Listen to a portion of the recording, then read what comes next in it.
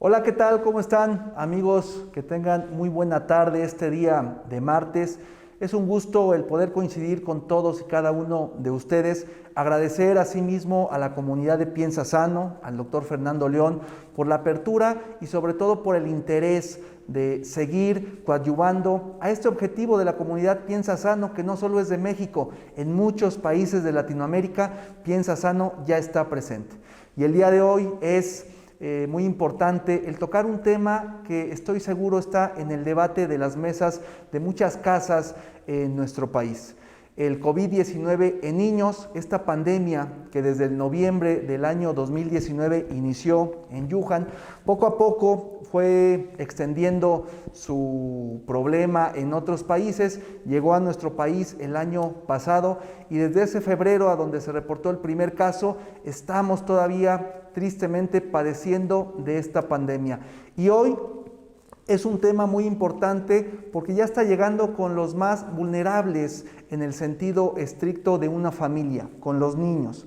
Por eso me da mucho gusto el coincidir esta tarde con una gran amiga, con una gran médico, pediatra ella, adscrita a una unidad de cuidados intensivos de un hospital del Instituto Mexicano del Seguro Social, igual en la práctica de la medicina privada, aquí en la ciudad de Apizaco, Tlaxcala, originaria de Apizaco. Un gusto coincidir con la doctora Natasha Rosas. Doctora, ¿cómo estás? Bienvenida a la comunidad Piensa Sano. Muchas gracias, buenas tardes a todos. Nuevamente muchas gracias por la invitación, gracias al doctor Fernando, gracias a ti, Juan Bernardo.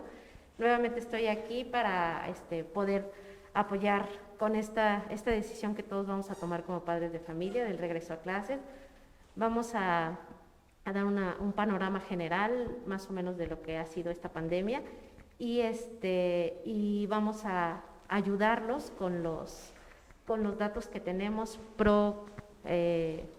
en favor de que regresen, en no regresar, todo lo que conlleva este tema que realmente es el más importante en estos momentos para todos nosotros como papás. Claro, Natasha, porque bien lo dices. Estoy seguro que hoy en día muchas personas que ahorita se van a conectar, que posteriormente puedan ver esta grabación, están con muchas dudas sobre el COVID en los niños. Era una enfermedad que hace un año ni se pensaba en saber cómo se diagnosticaba, cómo se trataba, el impacto en los niños. Y hoy en día ya escuchamos en la operatividad de muchos compañeros que los hospitales, las unidades de cuidados intensivos pediátricos, el Federico Gómez ya lo reportó, su terapia intensiva llena de pequeñitos por COVID-19, ya es diferente el panorama. El ver que de pronto a un pequeñito de 3 años, de 6 años, 8 años, ya le están haciendo una prueba, introduciendo un hisopo en la cavidad nasal, ya es diferente el contexto que tenemos. Y a eso le sumamos un reto que viene para el sector educativo junto al sector de salud, a donde desde una directriz federal se indica el retorno escolar. Y esto viene a sumar las dudas que tienen las personas. Pues vamos a empezar compartiendo. Si tienen alguna duda a través de la red social, vamos a estar al pendiente. Trataremos de responderlas conforme vayamos nosotros avanzando sobre el tema. Natasha, ¿qué sabemos de la afectación de un virus en un organismo y en este caso en el de los niños, que es similar a los adultos? ¿Cómo se comporta el coronavirus? Bueno, como sabemos, hace un año a todos nos cambió la vida con esta pandemia, con la existencia de este virus, el coronavirus. Es un virus de la familia Coronaviridae. Es un virus que ha existido. Hay 7 variedades de virus que afectan a nosotros, a los humanos, también afectan a animales, ha existido. En el 2003, con el famoso SARS, que ya fue un virus, una familia del coronavirus que nos ocasionó ahí estragos. Después, en el 2013, el famoso MERS, que también era un coronavirus. La importancia, de este virus, es un virus de un RNA mensajero. A diferencia de los DNA, este tipo de virus, los RNA, la característica que tienen es que mutan, y lo conocemos y lo sabemos por la influenza, que nos ha tocado ya también vivirla. Este virus de la influenza va mutando, por eso las vacunas cada año van cambiando y nos tenemos que estar vacunando cada año. En el caso del coronavirus, tiene similares características, un poquito más grande. Dentro de sus características propias del virus, tiene una capa lipídica, que por eso es lo importante del lavado de manos. Esta capa lipídica la podemos romper con el lavado de manos, por eso es parte fundamental que tenemos que enseñarle a nuestros hijos. También, bueno, tiene las famosas spikes, que es la S1. Toda esta estructura es muy importante para el desarrollo y lo que ha venido en adelante de las vacunas. Entonces, esa es más o menos la estructura y la importancia de este virus. Y bien lo dijiste, ¿no? Al compararlo con esta, pues igual, una pandemia que en el 2007 vino a poner en duda los sistemas de salud de influenza. ¿Qué pasó en ese momento? Porque recuerdo que igual fue una situación de utilizar cubrebocas en las escuelas, muy similar era la situación de limpiarlas, de estarlas sanitizando, pero en ese momento creo que hubo una condición importante, que el tratamiento se tuvo muy rápido. El tratamiento para influenza, el tratamiento era sencillo, era económico y eso limitó a que esta pandemia pudiera extenderse. Hoy en día con COVID, como nos lo estás compartiendo con la COVID, creo que es diferente porque de inicio los síntomas es muy complejo el poder determinar que solo el dolor de cabeza, solo la fiebre.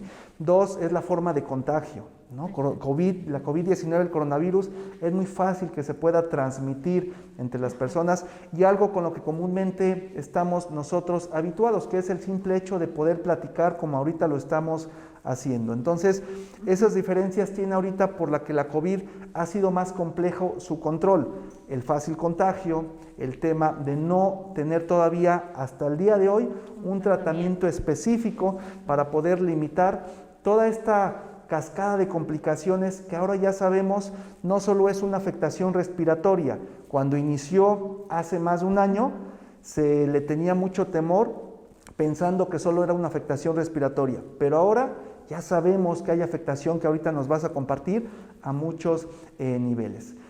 Hace un año y tú estabas en el hospital, tú estabas en tu consultorio, estoy seguro que había alguna duda de, oiga, mi esposo tuvo COVID, debo tener algún cuidado especial con mi niño, fíjese que el primo mayor, pero técnicamente no existía una consulta con ustedes de niños por COVID.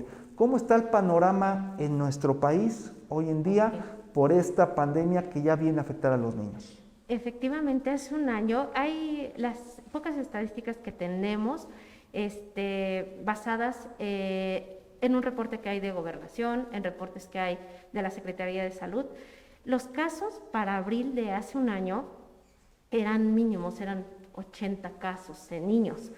De abril de hace un año para agosto de este año, los casos positivos para COVID en niños que se han reportado en nuestro país, en promedio, de acuerdo a la Secretaría de Gobernación y lo que ellos publican, es más o menos de 630,000 casos en promedio, con fallecimientos, en promedio se han reportado 630. Hay otro reporte por parte de lo que es la Secretaría de Salud. Ellos nos hablan de un poquito más de 130,000 casos en niños. ¿Sale? Esto varía obviamente, al igual que con los adultos, está pasando. No se reporta tal cual lo que va pasando en los hospitales, lo que nosotros vamos viendo. Entonces, esto es aproximado. Por decir, hay estadísticas también en Estados Unidos que han sido últimamente alarmantes. De un 20% de los casos nuevos en Estados Unidos, ese 20% de casos nuevos son niños. Y eso no pasó con la cepa anterior, la cepa clásica, la cepa alfa, la beta, las demás cepas. Entonces ahorita la cepa de este coronavirus delta es la que nos está preocupando a nosotros en el caso de pediatría. Ahí le digo, es cosa de ver las noticias, los reportes que hay también en Estados Unidos, en países en Centroamérica, que están más o menos en las mismas condiciones que nosotros. Que ese es el argumento entonces, entiendo, doctora Natasha, de por qué la cepa clásica no estaba afectando a los niños. Porque esta cepa o este virus, conforme apareció, conforme estuvo interactuando con los adultos, fue mutando. y esta mutación nos ha llevado ya a que aparecieran varias cepas en varios lugares. Esta delta empezó en la India, afectando a mucha gente, y hoy en día esta cepa ya mutada, o este virus ya mutado a través de esta cepa, ya tiene mayor capacidad de contagio, ya tiene mayor afectación, y lo más triste es que ya puede afectar o ya demuestra mayor afectación en los niños, ¿no? Que es ahorita lo que nos tiene a todos en esta situación. Para los papás que nos están viendo ahorita, la duda que está, estoy seguro que muchos en casa ya vivieron una experiencia de algún paciente adulto con COVID. Y ante ello era la pregunta de ¿cuáles son los síntomas? En algún momento se pensaba el dolor de cabeza, después se dijo que la fiebre, después se asemejaron mucho a síntomas respiratorios. En los niños, ¿cuáles son los síntomas? ¿Qué es lo importante que un papá podría detectar cuando su pequeño esté manifestando síntomas por la COVID-19? Precisamente por esta, que es la variedad que nos está preocupando, que es la variedad Delta, efectivamente no hay unos síntomas específicos. Puede ser desde dolor de garganta, puede ser vómito, puede ser diarrea, puede ser malestar general, dolor muscular, puede ser la rinorrea, el escurrimiento nasal, la cefalea, puede ser, son los más característicos. Entonces, si algún niño presenta alguno de estos síntomas, obviamente fiebre, esos niños automáticamente se tienen que quedar en casa, monitorear y obviamente acudir al médico para su valoración. Pero realmente, tanto síntomas respiratorios, esto es lo que nos ha cambiado. La cepa clásica, la anterior, la mayoría síntomas respiratorios. En los niños los casos eran leves, casos severos en niños con algunas comorbilidades se presentaban, pero tenemos muy poquitos casos en niños. Actualmente con esta cepa, decimos los pediatras, todo es COVID hasta no demostrar lo contrario. Un niño con fiebre, con tos, con escurrimiento nasal, con dolor de cabeza, con vómito, con dolor abdominal, con malestar general, dolor de articulaciones, hay que pensar en COVID. Hasta no demostrar lo contrario, como nos compartes. Aquí algunos comentarios sobre la conexión, ya estamos trabajando al respecto. Si ustedes se dan cuenta, el día de hoy, y no lo comentamos al principio, nos encontramos desde un salón de clases. Estamos en una institución educativa aquí en la ciudad de Apizaco y quisimos compartir con ustedes desde este punto porque será la segunda parte de nuestra plática, cómo estamos de la situación de COVID-19 para este retorno escolar. Entonces ya las personas que aquí nos apoyan ya están revisando, esperamos tener buenas condiciones de la medición de internet para poder compartir con ustedes, pero estamos aquí al pendiente de todos sus comentarios. Entonces, técnicamente, doctora Natasha, los síntomas son muy similares a los que pudiera o han presentado los adultos. Sí, los síntomas iniciales. Vamos, hay otra situación que nos preocupa, sobre todo a nosotros los pediatras, las complicaciones severas. Y es esta característica en los casos severos, que es un síndrome muy similar a una enfermedad que ya conocemos nosotros, que es el síndrome de Kawasaki, que es un proceso inflamatorio, es una inflamación sistémica, es algo autoinmune, que de por sí el manejo es complicado. Aparte, sobre el manejo me refiero también a los medicamentos. Es una enfermedad costosa que requiere manejo multidisciplinario, por lo general está pediatra, reumatólogo, cardiólogo, y el costo de los medicamentos es bastante elevado. Entonces, los niños que presentan el síndrome inflamatorio sistémico pediátrico, que es el asociado ahorita a esta variante Delta, presentan características muy similares, y el manejo de estos pacientes, el costo en cuanto a lo económico es bastante, y en cuanto a las complicaciones que ellos presentan, porque es un proceso inflamatorio, es un proceso inmunológico, es algo bastante delicado. Entonces, eso es algo que a nosotros nos tiene también con el pendiente, digamos. Fíjate qué importante el dato que ahorita nos estás compartiendo, ¿no? Porque si bien es cierto que a lo largo de estos meses cada vez sabemos más de cómo se manifiesta la COVID-19 en los adultos, lo que empezó como un problema respiratorio, ya sabemos que realmente es un síndrome inflamatorio en varios aparatos y sistemas del cuerpo. Me estás comentando que entonces en los niños la afectación es más grave. Normalmente este síndrome de Kawasaki, sabemos, como bien nos lo dices, es una inflamación multisistémica y esto viene a afectar inclusive la capa interna de las arterias. Y es una enfermedad que, con todo respeto, ningún pediatra quisiera enfrentarse, ¿no? En el sentido de saber la gravedad, saber inclusive el tema del tratamiento, los costos del mismo. Entonces, COVID-19 está manifestando su complicación en los niños muy parecido o semejante a un síndrome de Kawasaki. Sí, el síndrome multiinflamatorio sistémico conlleva afectación en todos los órganos. A nivel neurológico, son niños que empiezan con alteraciones neurológicas, el dolor de cabeza obviamente, pueden llegar a presentar fiebres de difícil control. Estas afectaciones, algo diferente al Kawasaki, por decir dolor abdominal, la diarrea, afectaciones a nivel cardíaco, a lo mejor no los aneurismas que presentan en Kawasaki, pero sí presentan miocarditis, que es algo también un problema en el corazón, en el músculo del corazón.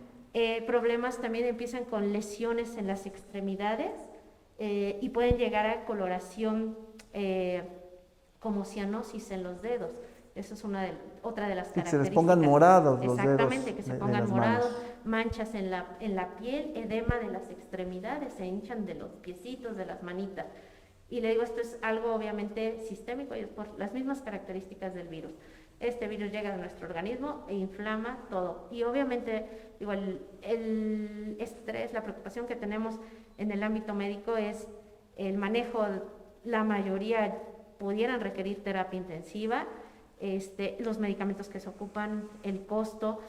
Obviamente los niños pues tienen que estar aislados sin los papás. Es una situación bastante complicada. Esto que estoy describiendo es en caso de una complicación ya severa. La mayoría, sí es cierto, los síntomas son leves, pero seguimos conociendo, ¿no? Y yo he compartido en otros foros, nadie tiene la verdad absoluta sobre la COVID-19. Creo que hace 2 meses no había tanta bibliografía o tanta información de COVID-19 en niños como hoy. Poco a poco los colegios de pediatría, los colegios de infectología pediátrica están compartiendo, porque es algo que ya se está viendo, que ya se está inclusive tristemente estudiando, analizando, y siguen ahorita aumentando el número de casos graves, como bien nos lo dijiste. Entonces, retomando, y creo que es muy importante que todas las personas que nos siguen tengan esa conciencia. La COVID-19 afecta la respuesta del sistema de defensa. La inflamación habitualmente es un mecanismo de defensa, pero ese mecanismo de defensa con la COVID-19 aumenta de tal forma que el cuerpo ya no lo puede regular y esta inflamación afecta a varios órganos y sistemas. Esto en el adulto. ¿Qué pasa en el niño? Creo que, y lo pregunto, si hay alguna diferencia habitualmente en el sistema de defensa de un niño.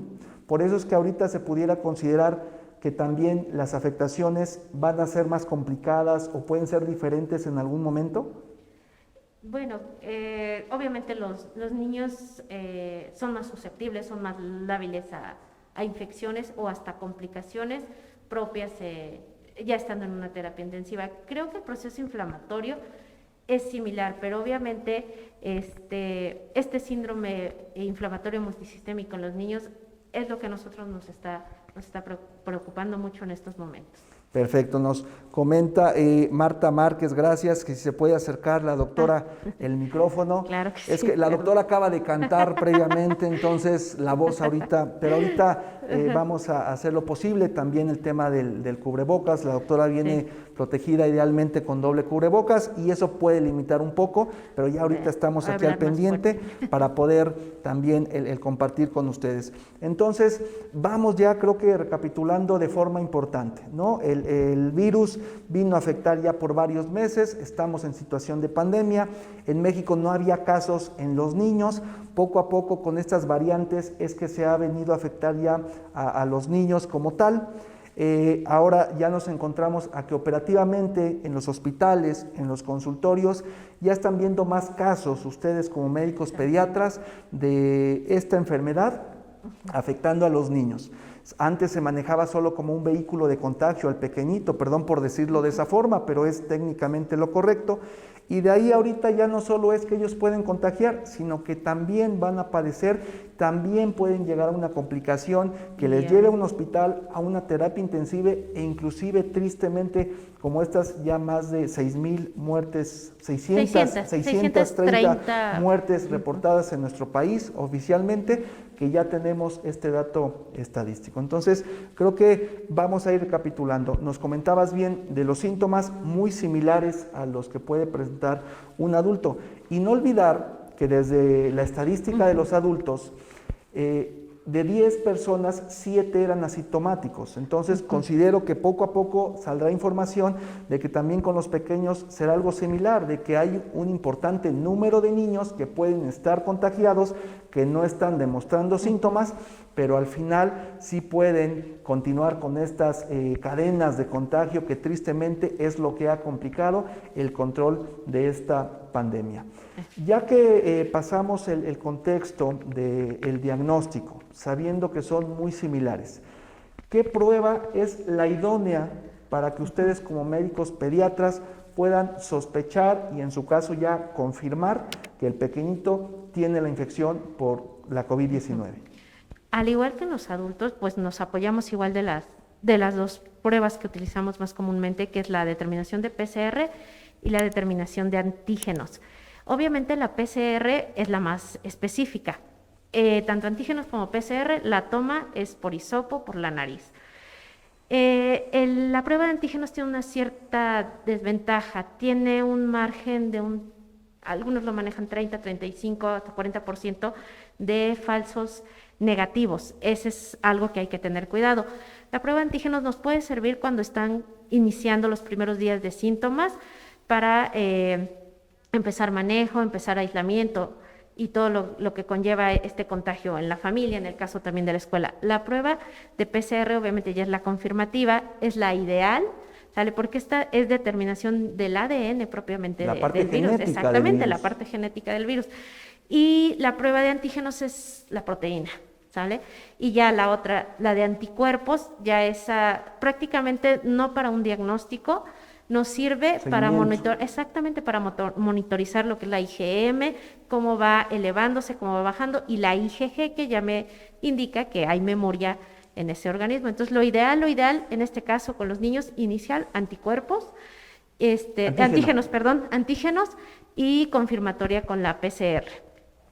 Que ahí es a donde creo que muchas escuelas y muchos salones, y ahorita que entremos directamente a ese tema, pues van a venir las dudas, ¿no? Si tanto el sector educativo, el sector salud, y hablo tanto en la parte privada como pública, están preparados para este protocolo, para esta estrategia de un diagnóstico oportuno a través, como ahorita nos lo compartes, de las pruebas, porque sabemos en el adulto que la prueba de PCR, como bien nos estás compartiendo, es la prueba ideal porque se detecta la parte genética del virus, pero tiene la situación de que al momento de la toma, en promedio son de 24 a 48 horas en que se reporta. Exacto. Independiente a un poquito la molestia, que es, digo yo siempre, un pellizco al interior de la nariz, viene el tema del tiempo. 2, el costo. El costo normalmente de una PCR ronda por los 1,500. 3,000 hasta 3,000. 3,000 pesos. Entonces, creo que esa parte es otro punto y en este caso prefieren los niños,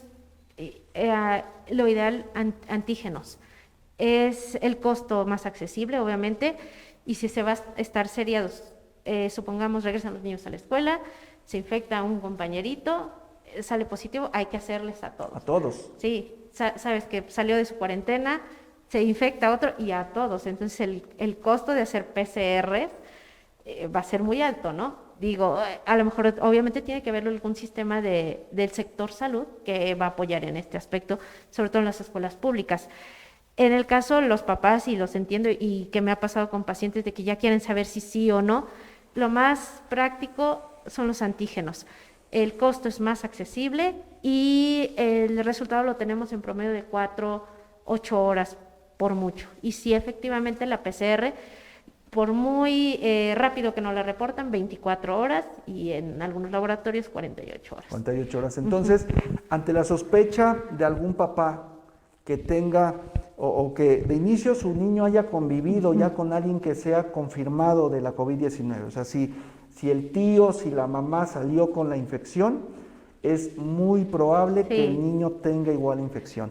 Ante esa situación, la prueba ideal es PCR, porque detecta la parte genética, pero por dinámica, por el costo, también podemos recomendar la prueba de antígenos rápida, la cual sabemos que tiene un porcentaje de falso negativo.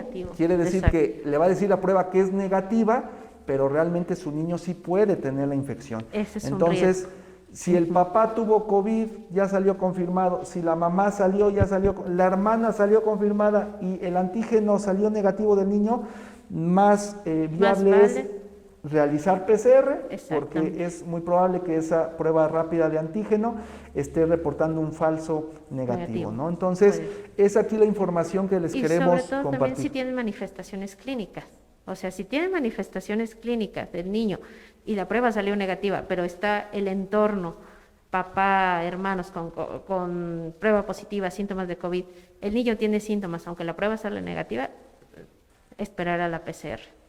Perfecto. Y seguir las mismas condiciones con el pequeñito de aislamiento, de estar vigilando esta parte de sintomatología respiratoria para evitar alguna complicación en ese sentido, que se esté hidratando ese pequeñito, y sobre todo creo que es importante la conciencia de los papás, ¿no? Muchas veces como papás nos duele pensar que mi niño pueda estar contagiado, no lo llevamos a la prueba para no enfrentarnos a esa triste realidad, y puede pasar tiempo que lleve a mi pequeño a esta respuesta inflamatoria que comprometa la necesidad de llegar a un hospital e inclusive a unos cuidados intensivos. Entonces, creo que es muy importante esta sensibilización que nos estás dando, doctora, para que entonces los papás vayan sabiendo qué es lo idóneo. Muchos, los que hemos padecido de la enfermedad en la familia, ya nos vamos adentrando a qué pruebas realizar. En los niños es lo mismo.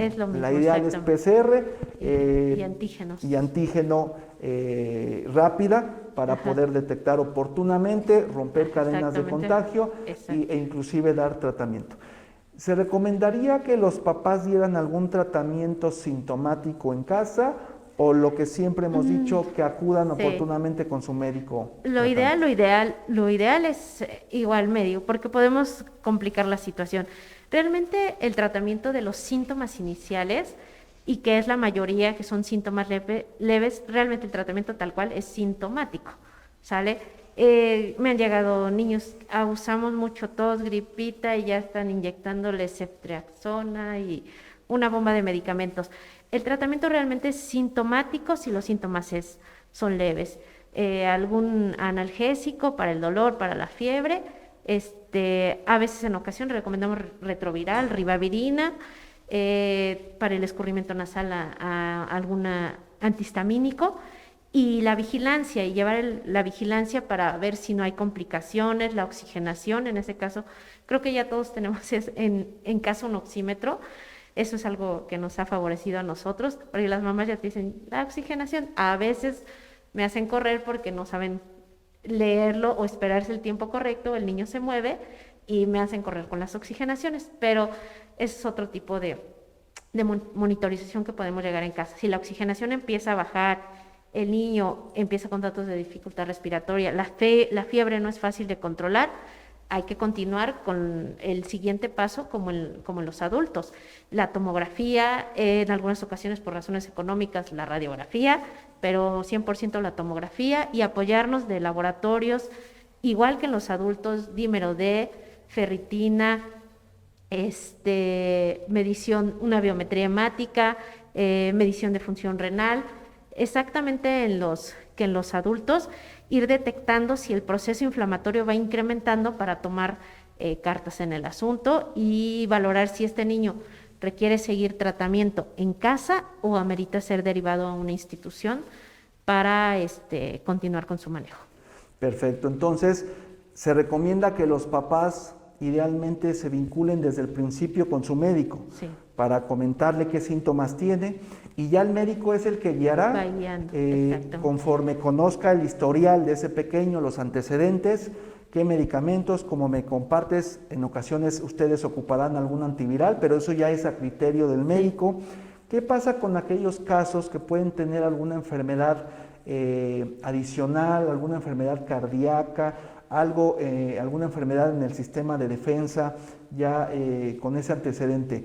¿Deberán de tener algún cuidado especial, algún manejo especial estos pequeñitos? Sí, sobre todo la vigilancia muchísimo. Si de por sí en un niño sin comorbilidades se tiene que tener una vigilancia extrema, en ellos muchísimo más, y apoyarse de su pediatra, o en este caso del cardiólogo, inmunólogo, alergólogo, infectólogo, neumólogo. O sea, tenemos que hacer un equipo muchísimo más grande, porque ellos pues tienen más facilidad de complicarse. ¿Qué es lo que nos pasaba con la variante inicial? Los niños que teníamos que se complicaban o que fallecían, niños renales o con alguna cardiópatas o con alguna comorbilidad, pero actualmente, bueno, ya pasa por todo. Otro factor de riesgo que se me pasó mencionarte, y es algo que nos está afectando mucho y que ha sido uno de los principales motivos de hospitalización en niños, la obesidad. Ahorita es otro de nuestros problemas. De por sí México es uno de los países con mayor a nivel mundial, digo, en algo ganamos, de por sí, exactamente, ¿no? Tristemente. Pues ahorita con esto del confinamiento, esto fue incrementando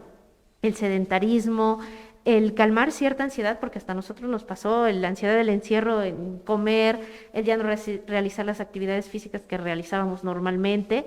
Esto fue repercutiendo en el peso. Entonces no sabemos qué tanto de nuestra población en niños ya es diabético, es hipertenso, problemas de dislipidemias.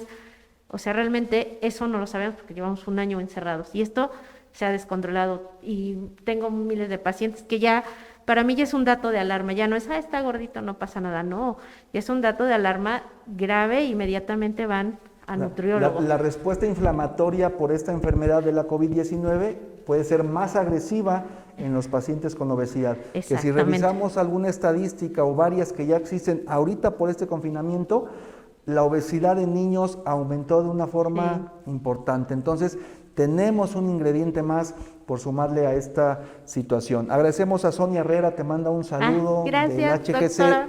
No digo el número, pero ahí está. Desde agradecemos México. mucho los comentarios de Lore, de Laura Pica, de Lux. Y bueno, ya aquí nos lo comenta Shey Acosta, vamos a hablar ya directamente sobre este retorno a la escuela, ¿no? Y nos dice ella tal cual, pregunta seria, ¿regresar o no a las clases presenciales? Eso es lo que a todos los padres nos ocupa la mente. Dice, Sue dice, ayer comentaban en una junta de padres de familia que la mayoría de veces no iba a ser COVID, que iba a ser un problema de alergia en los niños. ¿Qué tan verídico es esta información? Después de escuchar todos estos valiosos comentarios, dice Oscar González, es definitivamente un error enviarlos a la escuela, por lo menos de momento sería un error, no estamos preparados, mi comentario en particular, respetando el punto de vista individual, ¿no? Y hacemos esto con la intención de sensibilizar, de poner en la mesa la estadística y sobre todo la realidad que ya están enfrentando tanto en hospitales, en unidades de cuidados intensivos, en el mismo consultorio, como es el caso de la doctora Natasha. Pues, doctora, creo que es importante el abordar todas estas dudas conforme se ha manifestado el contagio de COVID, la forma en que se contagia. Como sabemos ahorita ciertos lineamientos, el uso de mascarilla, muchas cosas que ya la experiencia de estos meses nos ha brindado. En México son más de 250,000 escuelas. Estábamos viendo una estadística que me compartías, a donde son más de 27,000 que no tienen, por ejemplo, agua potable o un drenaje sanitario que esté actualmente funcional. Tristemente, en estos meses muchas escuelas se vandalizaron. Entonces, sí plantear que ahorita nosotros vamos a platicar este punto del regreso a las escuelas desde una perspectiva médica, desde un punto de la forma de contagio y qué riesgo puede conllevar tanto para que contagien los niños como para que la pandemia se siga extendiendo, inclusive por varios miembros de la familia. Doctora, conforme lo que sabemos que ya el retorno la otra semana se va a dar en las escuelas y nos dicen si lo regresamos o no lo regresamos. Empezando de un contexto general, ya platicamos del fácil contagio de esta COVID. variedad.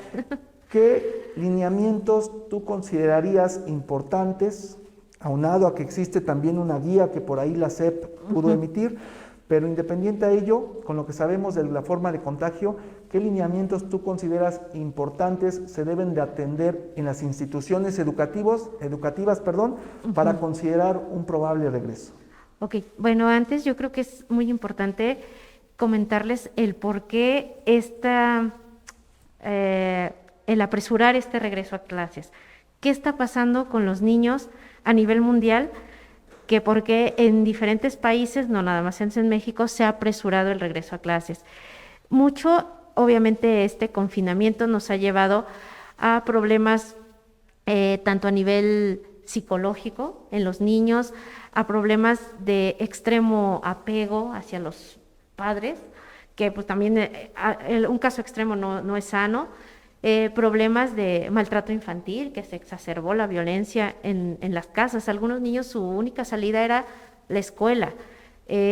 Problemas igual, en este caso, el sobrepeso, sobre todo en estimular este desarrollo del conocimiento, de las actividades intelectuales, de las actividades sociales, todo lo que conlleva que los niños vayan a la escuela. No nada más es ir a la escuela a aprender a rojo, amarillo, conlleva mucho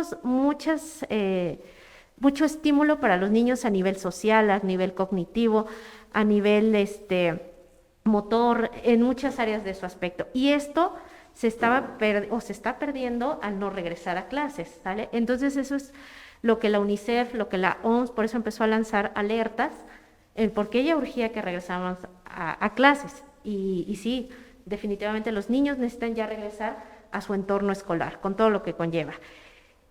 Obviamente, como platicábamos, tiene que haber una congruencia en cuanto a lo que los niños necesitan, en cuanto al semáforo epidemiológico que estemos pasando. En la otra parte, el semáforo epidemiológico actualmente, bueno, aquí en Tlaxcala estamos en semáforo naranja. En Puebla ya están en semáforo rojo y en muchos estados. Entonces, regresar en este momento del semáforo sí es un poquito arriesgado, a mi parecer, pero también entendemos todo lo que platicamos, también ponernos del lugar de los papás. Hay papás que no hay donde dejar a los niños, hay papás que no cuentan con los recursos para a lo mejor estar con alguien en casa que pueda apoyar a los niños. Hay mamás que me tocan, tengo muchas mamás maestras, que precisamente van a regresar a dar clases a las aulas, ¿y quién va a estar ahora con sus niños? Entonces, conlleva esto que se pretende hacer, es un cambio para todos los entornos. Ya platicamos a nivel psicosocial lo que está pasando con el aislamiento que estamos teniendo, el confinamiento, perdón, es lo correcto. Ya platicamos cuál es la importancia del regreso, pero también las circunstancias que estamos viviendo a nivel epidemiológico, y lo estamos viendo también en Estados Unidos, las situaciones que están pasando con las terapias. Esto nos conlleva a valorar riesgo-beneficio. Entonces, Es que en esa parte, doctora, perdón por interrumpirte, pero sí, creo que hemos vivido la experiencia en otros países, a donde este factor emocional, a donde este limitante psicomotriz y desarrollo del lenguaje, en muchas situaciones se contempló, se tomó la decisión de regresar a las escuelas y vimos la cantidad de contagios que conllevó el regresar a las escuelas. Y lo digo con mucho respeto y debemos de ser honestos igual en factores socioculturales que pueden marcar una diferencia entre un país europeo, un país latinoamericano, como ahorita nos compartes en Estados Unidos. Veíamos notas como de pronto, y no quiere decir que alguien sea mejor o peor, por lo que voy a decir ahorita, en Estados Unidos de pronto varias ciudades empezaron a quitarse el cubrebocas, ya libres del uso de cubrebocas, y ahorita tristemente están nuevamente en un confinamiento, en un número extraordinario de contagios. Entonces, ¿hasta dónde ahorita, como tú bien lo dices, debemos de contemplar que estas afectaciones que ya se estaban dando en nuestros pequeños, hay niños que no conocen un cine, hay niños que no conocen un parque, hay niños que no conocen ciertas interacciones sociales que habitualmente se daban en los pequeñitos, y ahorita claro que esa situación viene a repercutir, pero como bien nos dices, inclusive el famoso semáforo que desde hace un año, porque la guía que ahorita se emitió para las escuelas, o que ya ahorita se está teniendo en conocimiento, es una guía que tiene meses, no es una guía de 1 o 2 meses atrás. Desde el año pasado se emitió esta guía y ahí manifestaba en uno de los textos: el retorno a las escuelas se considerará hasta que el semáforo epidemiológico se encuentre en color verde. Eso fue hace un año. Exacto. Conforme pasaron los meses, sabemos de la afectación económica y entendemos también que eso es un factor que ahorita se está considerando. Pero doctora, si me estás comentando que el atender un paciente, un pediátrico, un pequeñito, una complicación puede ser 2 o 3 veces más caro que lo que es un adulto, si pensamos nuevamente en una dinámica que la familia va a estar contagiada y va a limitar mi actividad económica, considero que inclusive desde esa perspectiva, también lejos de ser un beneficio, nos puede complicar. El semáforo creo que ya ni le hacemos caso. Hace meses nos dijeron, ¿saben qué? Aunque estén en color rojo, van a hacer lo que quieran, ya los lineamientos se emitieron y ya quedará a responsabilidad de los entes sociales, de cada persona. Vemos o escuchamos ahora conciertos, escuchamos muchas situaciones. Regresando entonces al tema escolar, consideramos de inicio que el sector educativo, inclusive con esta sectorización del sector público-privado, pudieran existir carencias importantes del conocimiento de qué estrategias sanitarias, me refiero al lavado de manos, me refiero al uso de cubrebocas, me refiero a los lugares ventilados, me refiero a la distancia que debe de existir. Todavía pueden existir lagunas en ese conocimiento y que es importante que el sector educativo, que el sector de la salud se puedan vincular para llevar a cabo capacitaciones, sensibilización con los padres de familia. Porque bueno, lo digo con respeto, me ha tocado escuchar a muchos papás que dicen, es que ya no sé a dónde dejar a mi hijo, me urge que regrese a la escuela.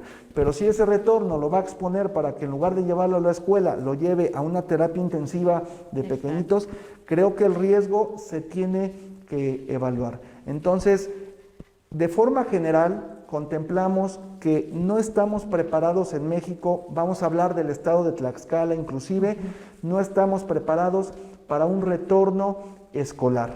Esto por lo que ahorita compartías. Sí, le digo, es difícil. En el ámbito pediátrico, nosotros, les comentaba por lo que estipuló la OMS, la UNICEF, en cuanto a la salud mental, desarrollo de los niños. Esto es el motivo por el cual es una urgencia en regresar, pero realmente creo que es el peor momento para regresar. Estamos en un punto muy alto.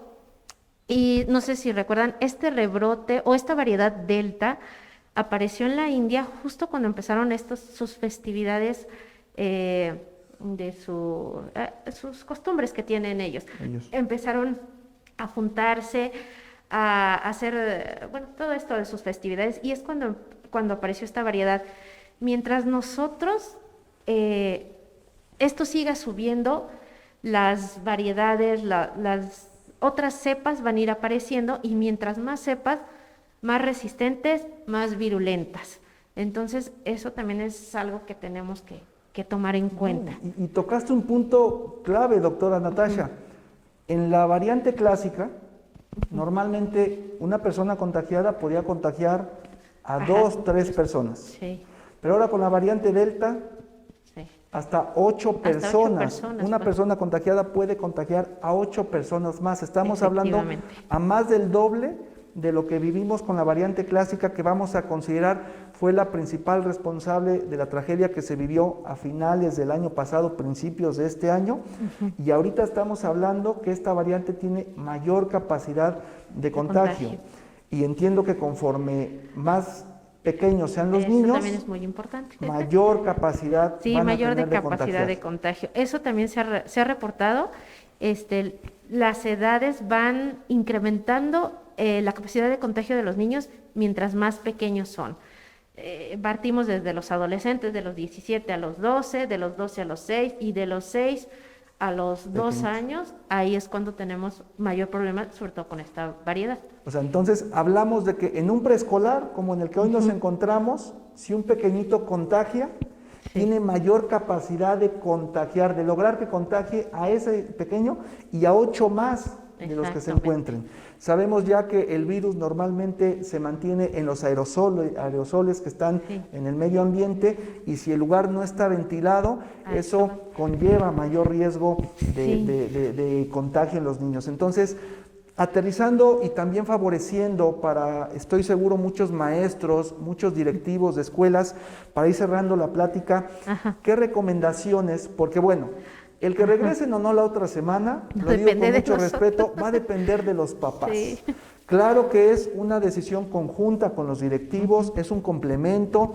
Híjole, por las autoridades, pues vamos a dejarlo ahí, ¿no? Si ellos dicen una u otra cosa, creo que al final cada uno de nosotros debemos de sumar para que cual sea el objetivo, logremos que el contagio no se maximice. Pero ya hablando en esta parte de recomendaciones para las escuelas, tú como mamá, ahora vete como mamá, ¿qué considerarías importante en la escuela de tus pequeños, de tu pequeña, para tú decir, creo que hay condiciones idóneas de sanidad para que regrese mi pequeña a la escuela? Lo que platicábamos hay, por parte de lo que es la SEP y la Secretaría de Salud, establecieron ahí un documento donde se estipulaban algunos 9 pasos para el regreso a clases, ¿no? También por parte en el ámbito médico, por parte de la Asociación Mexicana de Infectología, dio recomendaciones para el regreso a clases.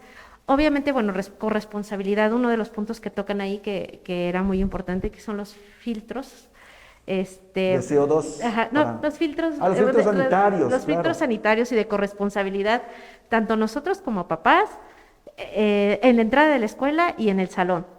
Nosotros como papás lo que tenemos que hacer, obviamente, si el regreso es inminente, es nuestros hijos con algún síntoma, comentaban ahí que si es alergia, es que desgraciadamente un escurrimiento nasal, una tos, una gripita, sí puede ser la alergia, pero primero tenemos que demostrar que no es COVID. O sea, aquí primero es descartar que no es COVID. Estamos en tiempos de COVID. Exactamente. Entonces, si el niño presenta alguno de los síntomas que comentamos, inmediatamente, bueno, pues no puede acudir a la escuela, se tiene que quedar en casa.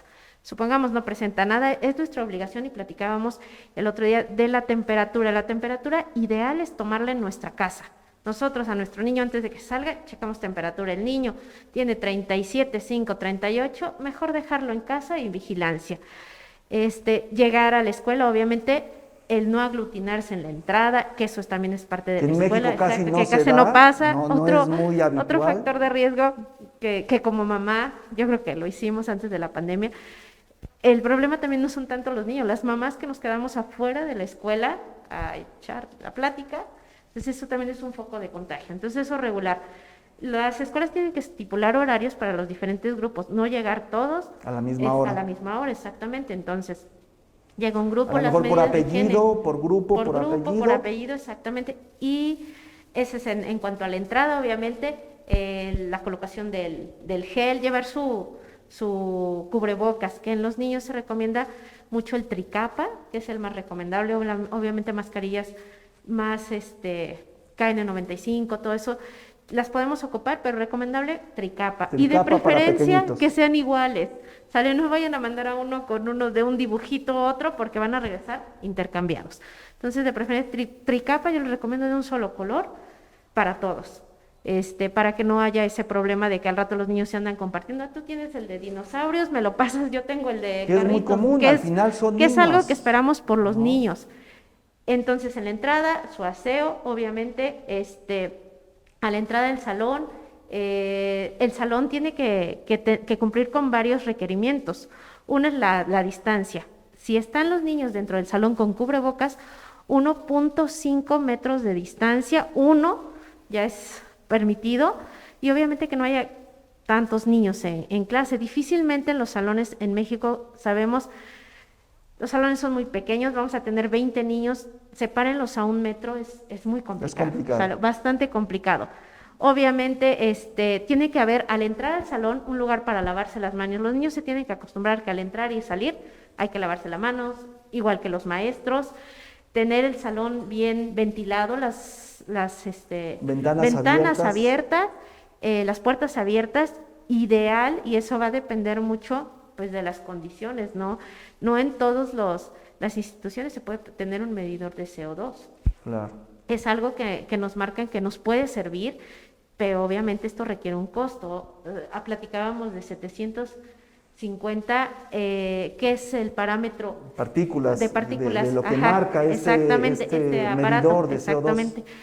Es ideal tenerlo entre 500 y 750. Si esto empieza a subir, sobre todo más de 150, 900, lo que hay que hacer es ventilar, obviamente salir a los lugares hacia afuera, perdón, salir, y ventilar ese lugar para que las mediciones de CO2 bajen. Obviamente también en las actividades priorizar el uso de lugares abiertos, exactamente. Sobre todo pueden hacer actividades físicas, eso sí, no tenemos ningún inconveniente, al contrario, mucho mejor, pero no de contacto físico. Eso también es muy importante. Es que ahí, doctora, perdón, es a donde me imagino a los niños que les digas, no salgan al área de juegos, pero no se toquen, o no compartan el mismo juego, o el columpio que ya tocó Miguelito, que no lo toque Lucía. Es que o sea, ahí va a ser un reto impresionante para los maestros. Y si me compartes que vamos a cuidar el tema, o van a regresar por un factor emocional,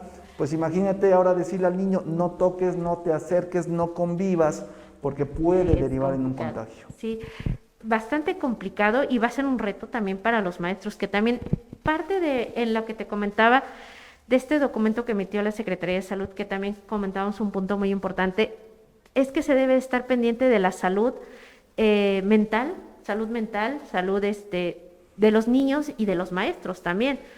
Ese es otro punto importante.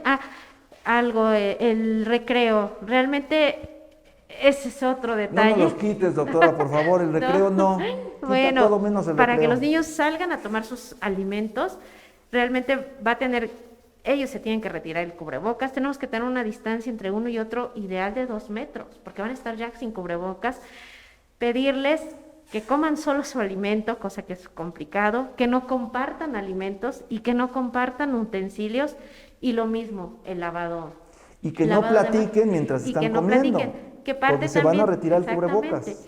Y también es eso, o sea, clases de canto, o que anden gritando, o sea, lo menos que podamos dispersar aerosoles, pues es lo ideal. Entonces, actividades que ameriten que los niños tengan que estar hablando mucho, de preferencia evitarlos, y también, habíamos platicado de otro punto, de los más importantes, evitar que se retiren el cubrebocas. Deben de aprender, otro punto importante, los niños a quitarse y poner. Normalmente agarramos el cubrebocas de esta parte, enseñarlos que de acá, si hay alguien contagiado y ya agarramos la parte de enfrente, obviamente los niños lo que hacen es se tallan los ojos, se llevan a la boca, se meten el dedo en la nariz, que es normal. Entonces tenemos que enseñarlos, y eso también es cuestión de nosotros en casa, que te lo tienes que quitar desde acá, no tocarlo de frente. Si lo tocaste, irte a lavar las manos, colocarte alcohol gel, cosa que también valórenlos en niños de kinder. Va a ser un detalle bastante complicado. Muy complicado. Pues, doctora, creo que ya con la intención también de no alargar este ejercicio, tenemos varios comentarios, ahorita lo vamos rápidamente a compartir con ustedes. Nos platicaste de esta guía, a donde vienen 9 pasos. Recuerdo igual un paso importante de ahí era lo de la formación de comités de participación, a donde los papás se deben de incluir en estos comités, donde debe existir vinculación con las autoridades, con los servicios de salud locales, ya sea del municipio, del estado, para que los maestros, los directivos tengan contacto directo, tengan contacto frecuente de qué hacer, qué sí, qué no, sobre la dinámica de este probable retorno. Entonces, de inicio, incentivar a los padres de familia que se acerquen a las escuelas, que pregunten sobre estos comités, si no había intención, que los formen, porque creo que la sensibilización de los padres y la participación activa va a ser muy importante para que entre todos veamos que las medidas son las correctas conforme la evolución de esta pandemia que tristemente está en los niños. Nos compartías de los filtros. Estos filtros que son en diferentes momentos, nos ponderabas que el principal filtro es en la casa, el principal filtro es el que van a hacer los papás, el que van a determinar que su pequeño no tenga fiebre, que no tenga síntomas o que haya convivido con alguien que ya haya sido confirmado. Si mi niño estuvo con el tío que fue confirmado, y yo lo mando a la casa, aunque el pequeñito no tenga riesgo, puede llevar ya la enfermedad y puede contagiar. Entonces, el principal filtro que inclusive esta guía maneja deberá de ser por nosotros mismos, por los padres de familia. Comentabas lo del ingreso y el egreso, importantísimo. En México, pues si entramos a las 8, para nosotros es 2-3 minutos antes de las 8 correr para que el niño pueda ingresar, y eso va a generar mucha aglomeración de los pequeños. Creo que es importante, como bien lo dijiste, que los directivos, los maestros, los papás hagamos conjunto para que sea gradual ese ingreso, por grupos, por apellido, para que igual los maestros en el segundo filtro tengan la oportunidad de hacer lo correcto con el tiempo, con el espacio de cada uno de los pequeños, corroborar esta parte. Nos decía lo de los cubrebocas y me compartías una imagen y es real, de un niño que lleva de una imagen y llega con el cubrebocas de otra figura, ¿no? Y le dice la mamá, ¿qué pasó? Ah, es que lo intercambié con mi amiguito. Entonces, eso inclusive puede derivar en un riesgo. Creo que es muy importante como comunidad, los papás, los directivos, los maestros, inclusive a lo mejor contemplar que los cubrebocas se compren por parte de la escuela, que todos podamos apoyar, es un tema de salud de nuestros pequeños, para que la escuela en cierto momento pueda garantizar que ese cubrebocas es el correcto, porque lo digo con respeto. Ahora en las calles, en cada esquina puedes encontrar que venden según el cubrebocas tricapa, plisado, el correcto. Te lo pones porque tú lo verificas y pareciera uno de los que venden los proveedores autorizados, y ya cuando haces alguna prueba te das cuenta que ese cubrebocas no es el correcto.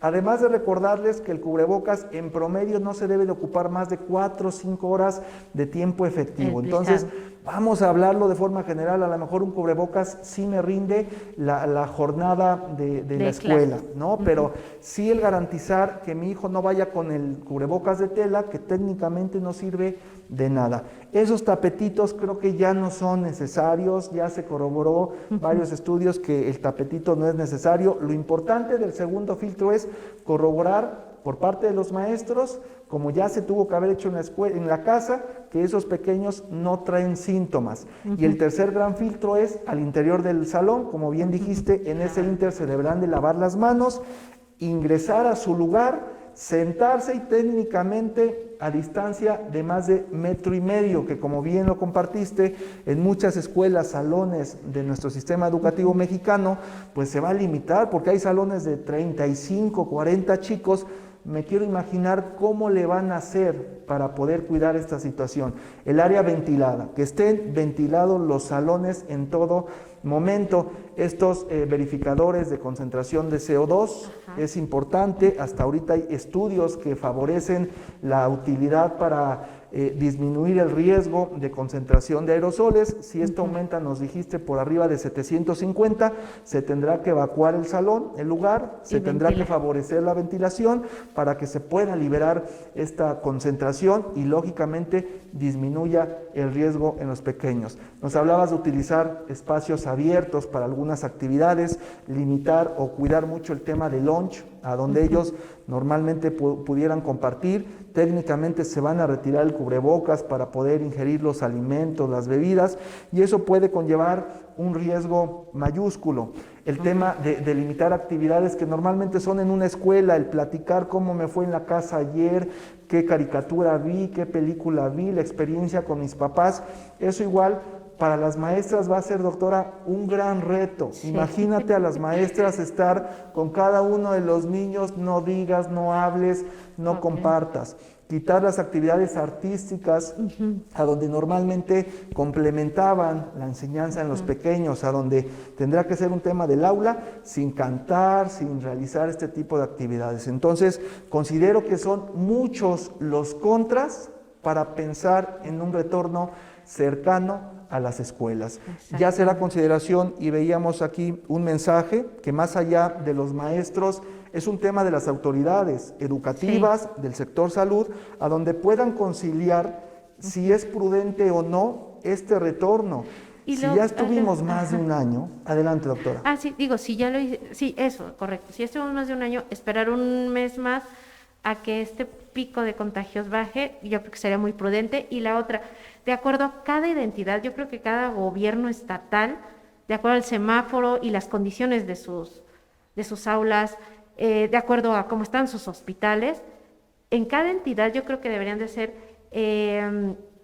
juntarse tanto a nivel de la Secretaría de Salud como a nivel de la Secretaría de Educación, y ver realmente si está en condiciones esa entidad, si los hospitales tienen la capacidad para asumir los contagios, lo que conlleva los días cama, lo que conlleva los gastos, y las secretarías de Educación Pública, si sus escuelas están en condiciones realmente de poder regresar. Realmente yo creo que es por cada estado valorar realmente cómo está a nivel epidemiológico y a nivel de cómo están las escuelas. Creo que es lo más prudente y a mi parecer muy personal.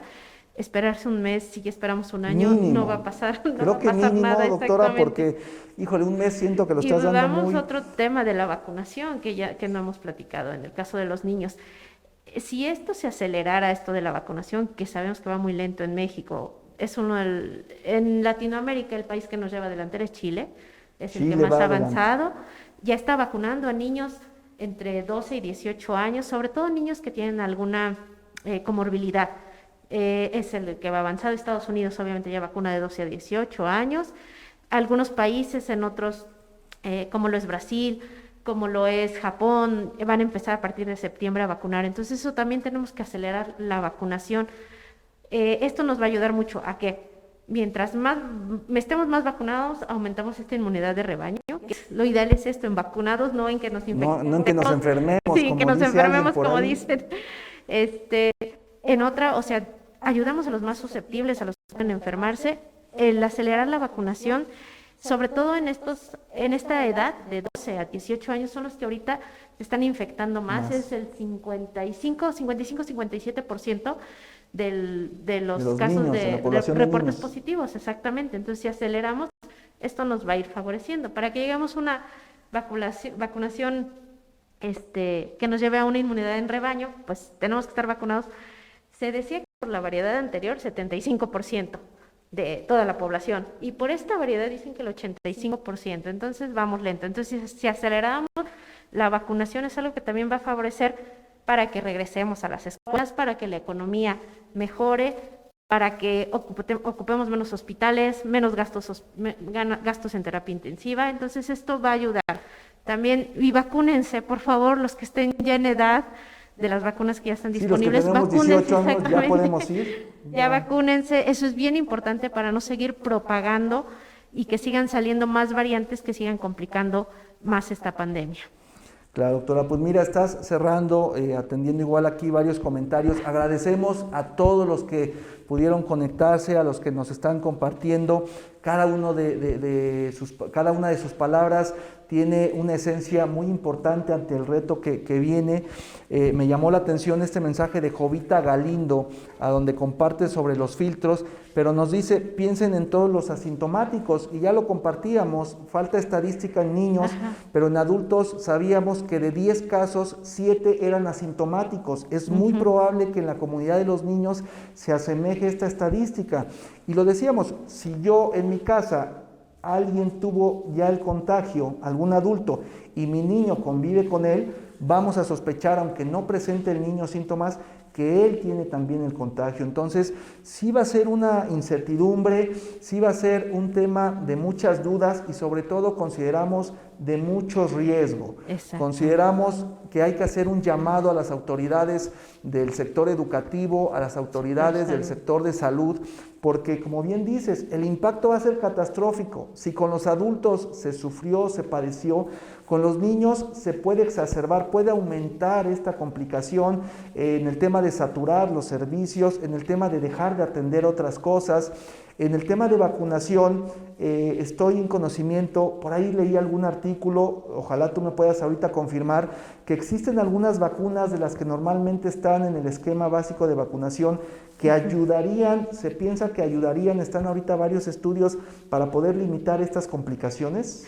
Más que nada las complicaciones para lo que conlleva a la aparición del COVID.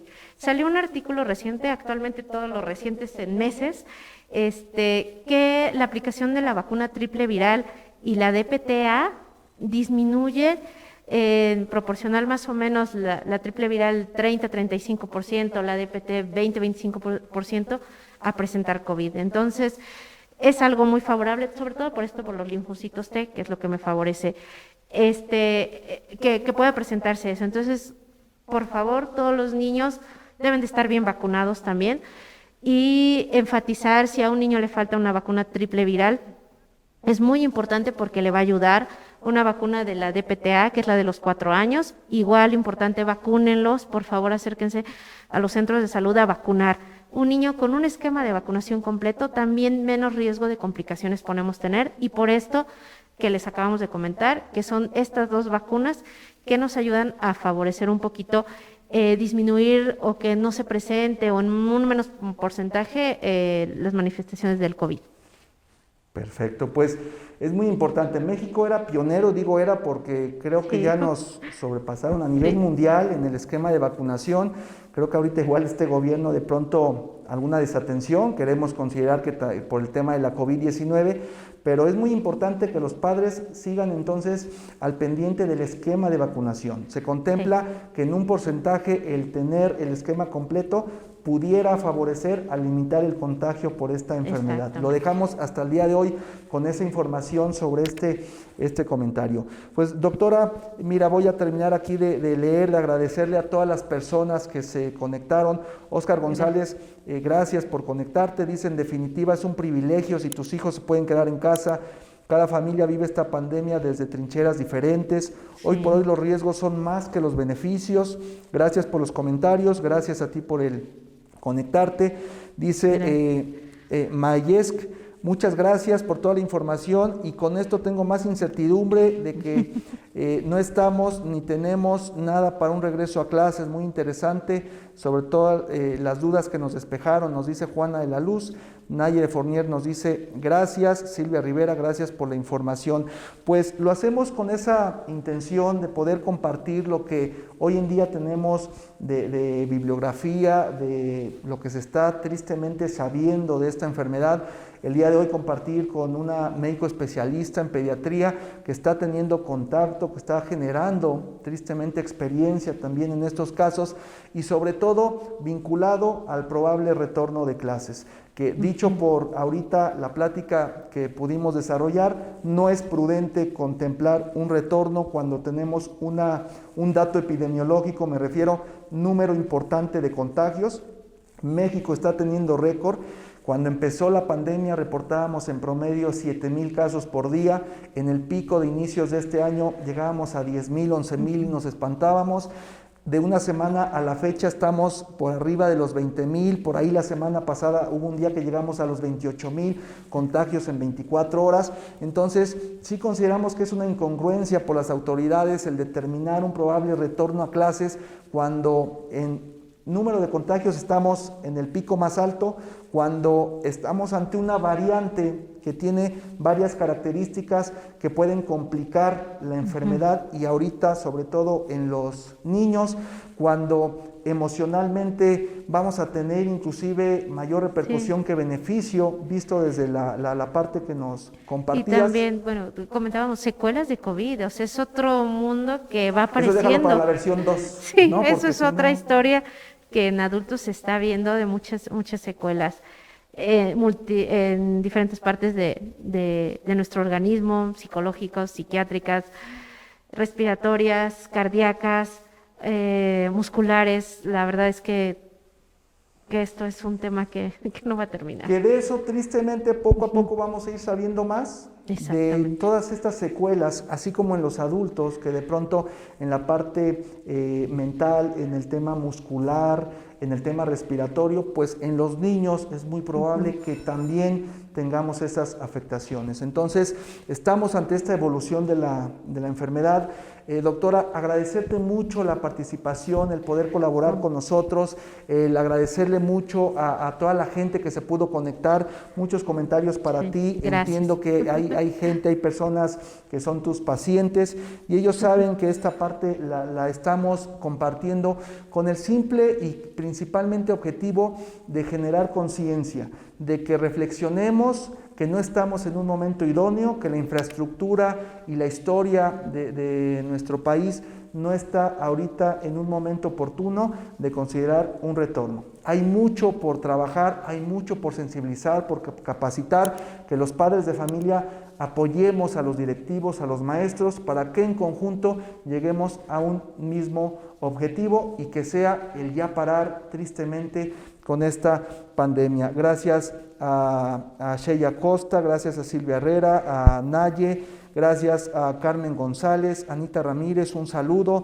A Betty dice, ¿cuál vacuna recomienda que se aplique a adolescentes? Ya lo decía la doctora, la única vacuna que está en investigación y que ya se está aplicando es la de Pfizer de 12 a 18 años. Ajá. Y Moderna. Y Moderna, son las dos ARN. ARN. Tienen que ser a fuerza de ARN mensajero, que son las que se están aprobando y que también está en protocolo ya para niños más pequeños. De 12 a 2 años. De 12, exactamente. Está en protocolo de estudio. Sí, todavía no se aplica. Pues todas las vacunas que existen son experimentales, eso es Todas. algo claro, todas, porque realmente esto conlleva más tiempo.